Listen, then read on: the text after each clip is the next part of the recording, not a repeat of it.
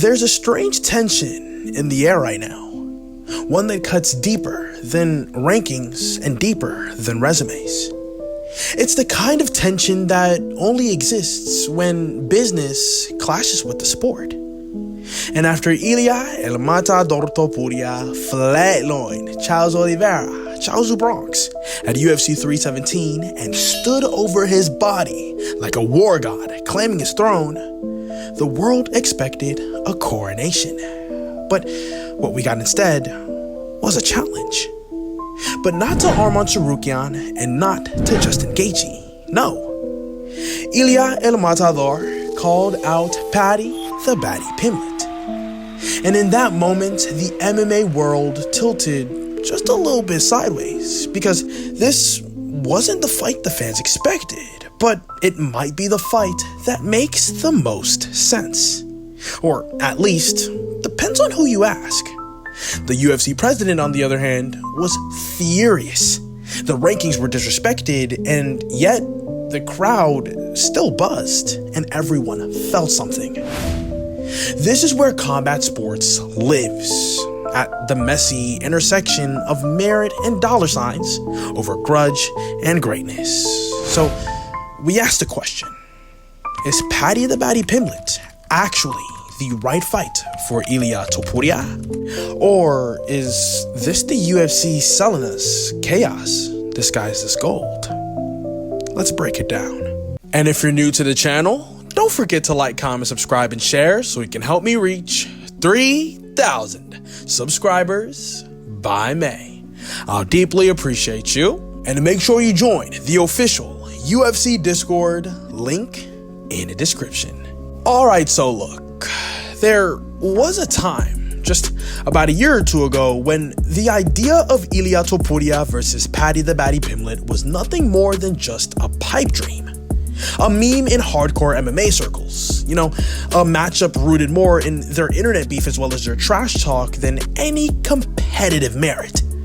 I mean, Ilia was the killer on the rise, and Paddy the Paddy was the joker in the deck.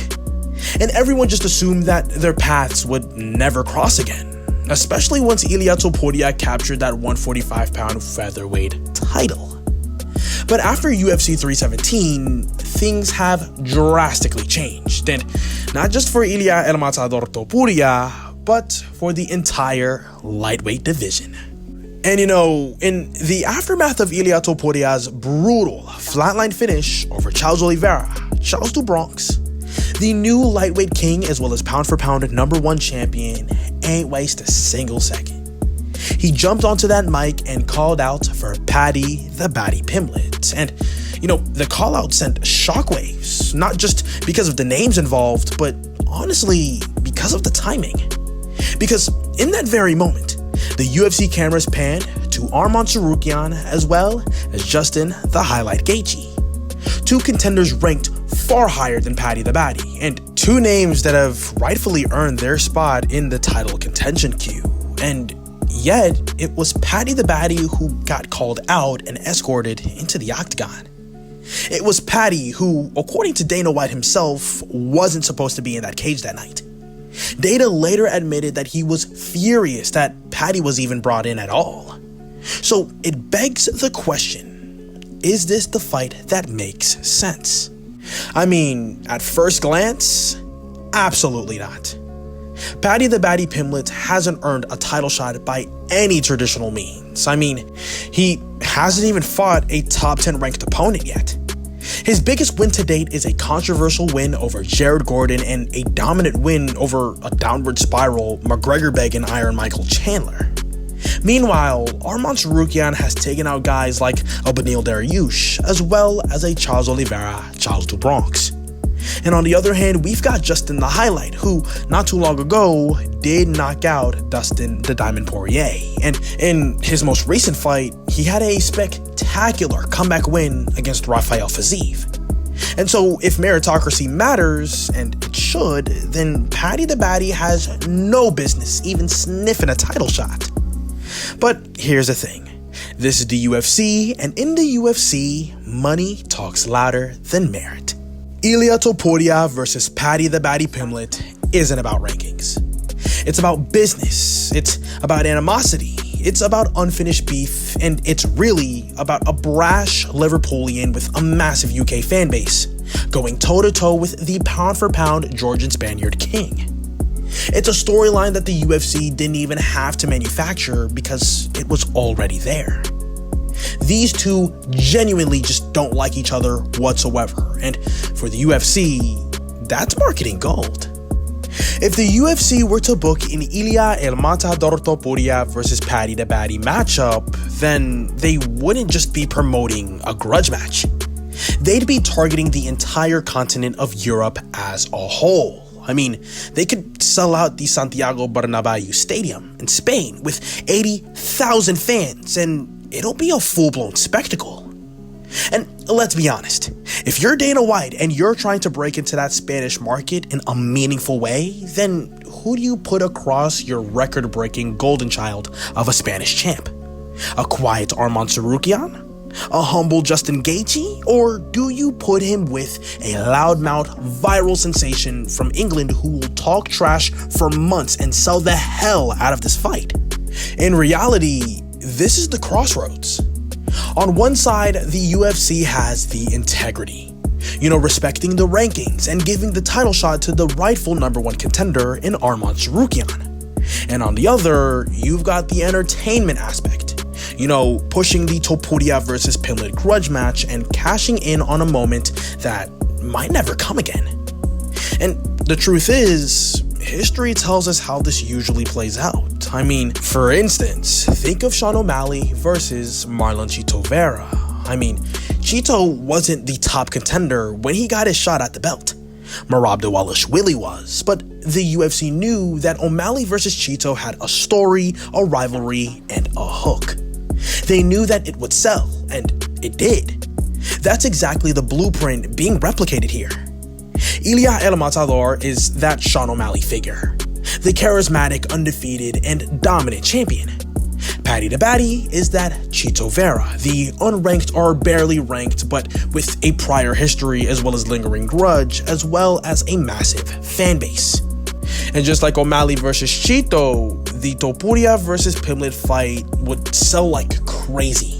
The press conferences would be legendary, the face-offs would be chaos, but the actual fight would likely be a one-sided beatdown, but that wouldn't matter. People would tune in not just because they believe that Paddy could win, but because they want to see what's gonna happen. But let's not sugarcoat it, because if this fight happens, someone's getting screwed, and his name is Arman Tsarukyan. I mean, he's the guy who's done everything right. Beat the top contenders, fought his way to the #1 rankings, and if he gets passed up for Paddy the Baddy Pimblett, then it'll be a clear message from the UFC that it's not always who deserves it, it's about who sells it. Not to mention, they might still be a little ticked off from the UFC 311 drama. Who knows? But still, as much as the hardcore fans might groan at the injustice of it all, there's still a reason as to why this debate is still so hot. Because both sides are technically right. Yes, Topuria versus Pimblett is egregiously undeserved from a sporting perspective, but it's also undeniably massive from a business one.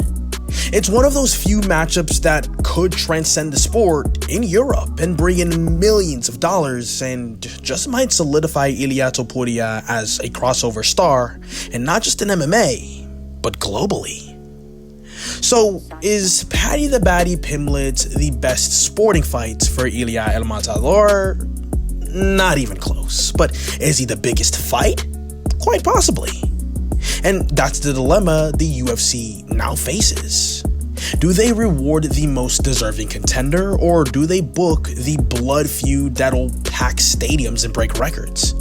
Because in today and age's UFC, those are often two very different things.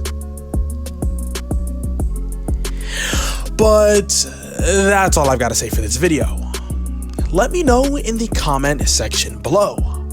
Who do you guys think is next for the undisputed pound-for-pound king as well as undisputed lightweight champion of the world, Ilia El Matador Topuria?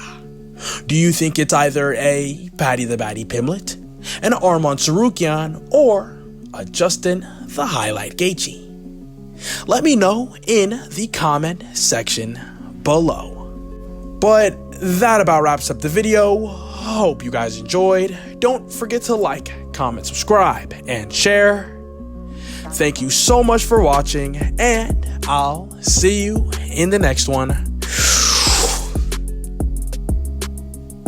Ciao.